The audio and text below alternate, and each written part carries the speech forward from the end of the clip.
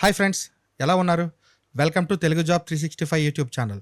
Friends, రైల్వేస్లో group D permanent jobs కోసం wait చేస్తున్న వారందరి కోసం ఈ వీడియో చేస్తున్నాను. సో ఎందుకంటే ఇప్పుడు చెప్పబోయేది అయితే మాత్రం ఒక అప్రెంటిస్ జాబ్ నోటిఫికేషన్ అనమాట. రైల్వేస్ నుండి రిలీజ్ అయింది. సో ఈ అప్రెంటిస్షిప్ ప్రోగ్రామ్ కంప్లీట్ చేసి సర్టిఫికేట్ తీసుకున్న వాళ్ళకి నెక్స్ట్ ఫర్దర్గా రైల్వేస్లో పడే గ్రూప్ డి పోస్టులకి ఎక్కువ ప్రిఫరెన్స్ అనేది ఇవ్వడం జరుగుతుందన్నమాట. ఎందుకంటే 1 year పాటు మీకు ఎక్స్పీరియన్స్ ఉంటుంది కదా రైల్వేస్లోని. అందుకోసమే మీకు తొందరగా సెలెక్ట్ చేసే అవకాశం ఉంటుంది. అందుకోసం ఇలా చెప్పాను అనమాట. అయితే ఇప్పుడు మనం ఈ రైల్వే జాబ్ నోటిఫికేషన్ గురించి పూర్తి వివరాలు తెలుసుకుందాం స్టెప్ బై స్టెప్. సో చాలామంది వీడియోస్ చూస్తున్నారు, ఎవరు లైక్ చేయట్లేదు, మన ఛానల్ సబ్స్క్రైబ్ చేయట్లేదు ఫ్రెండ్స్. సో ఇంత మంచి ఇన్ఫర్మేషన్ ఇస్తున్నాం కనుక మన ఛానల్ ఖచ్చితంగా సబ్స్క్రైబ్ చేసుకొని ఈ వీడియోని లైక్ చేయండి. అంతేకాక మీరు అప్లై లింక్ కావాలంటే మీకు కింద కామెంట్ సెక్షన్లోని అప్లై లింక్తో పాటు టెలిగ్రామ్ ఛానల్ కూడా ఇచ్చాను. సో ఆ టెలిగ్రామ్ ఛానల్ గ్రూప్లో జాయిన్ అయిపోతే మీకు ఎక్కువ నోటిఫికేషన్స్ ఫాస్ట్గా వస్తాయి అనమాట. డైలీ ఒక 2 to 3 నోటిఫికేషన్స్ వస్తూ ఉంటాయి.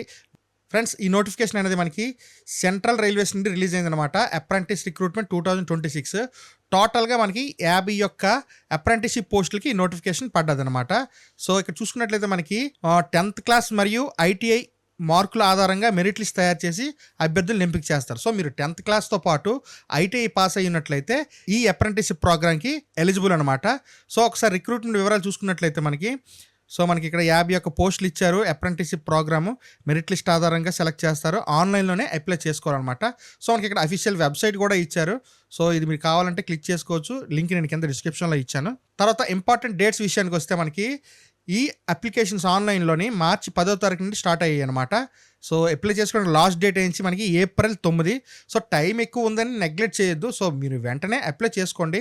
తర్వాత పోస్టుల విషయానికి వస్తే మనకి ఏం పోస్టులు ఉన్నాయంటే మనకి స్టెనోగ్రాఫర్కి సంబంధించి 37 పోస్టులు ఉన్నాయన్నమాట. సో మీకు స్టెనోగ్రఫీ స్కిల్స్ ఉన్నట్లయితే మీరు తొందరగా సెలెక్ట్ అయ్యే అవకాశం ఉంటుంది. తర్వాత మెకానిక్ పోస్టులు 9 ఉన్నాయి. మేషన్ పోస్టులు 3. తర్వాత ఫిట్టర్ ఇంజనీరింగ్ 2 పోస్టులు ఉన్నాయి. సో టోటల్గా మనకి 51 పోస్టులు అనమాట. సో కేటగిరీ వైజ్గా ఏ క్యాస్ట్ల వారికి పోస్టులు ఇచ్చారంటే ఓపెన్ కేటగిరీలో 29 పోస్టులు ఉన్నాయి. ఓబీసీకి 14, ఎస్సీకి 6, ఎస్టీకి 2. ఎడ్యుకేషన్ క్వాలిఫికేషన్ విషయానికి వస్తే ఇందాక చెప్పినట్లు 10th క్లాస్లో మనకి 50% మార్క్స్ తోటి క్వాలిఫై అయ్యి ఉండాలి. ఆ తర్వాత సంబంధిత ట్రేడ్లోని ఐటీఐ కంప్లీట్ చేసి ఉండాలి.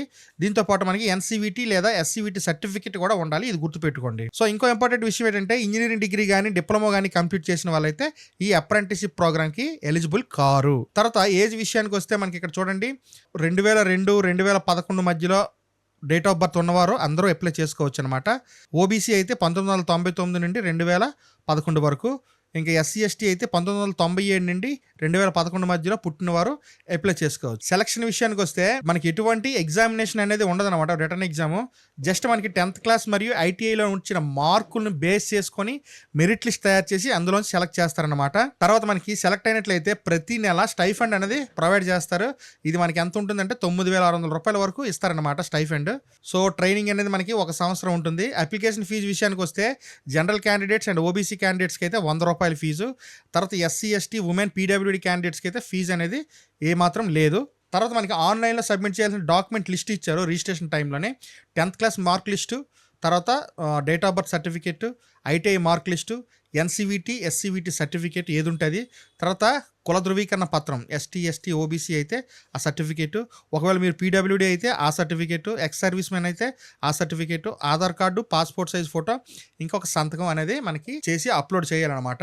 సో ఫైనల్గా మీరే మెరిట్ లిస్ట్ తయారైన తర్వాత మెడికల్ ఫిట్నెస్ టెస్ట్ ఒకటి ఉంటుంది. సో ఎంపికైన అభ్యర్థులందరికీ డాక్యుమెంట్ వెరిఫికేషన్ చేసి మెడికల్ ఫిట్నెస్ కూడా చేస్తారు. ఇది గవర్నమెంట్ ఆథరైజ్డ్ డాక్టర్ చేత చేయించాలన్నమాట. సో ఇది కూడా చెక్ చేసిన తర్వాత మనల్ని ఫైనల్గా సెలెక్ట్ చేస్తారు. సో ఫ్రెండ్స్, ఇది మనకి సెంట్రల్ రైల్వే అప్రెంటిస్ రిక్రూట్మెంట్ 2026 అనమాట. సో ఈ పోస్టులకి అప్లై చేయాలంటే అప్లికేషన్ లింకు కింద డిస్క్రిప్షన్లోనే ఇవ్వడం జరిగింది. దాంతోపాటు టెలిగ్రామ్ ఛానల్ కూడా ఇచ్చాను. అందులో కూడా జాయిన్ అయిపోతే మీకు మరిన్ని జాబ్ నోటిఫికేషన్స్ అందులో డైలీ అప్డేట్ అవుతుంటాయి. Thanks for watching. This is Shiva signing off.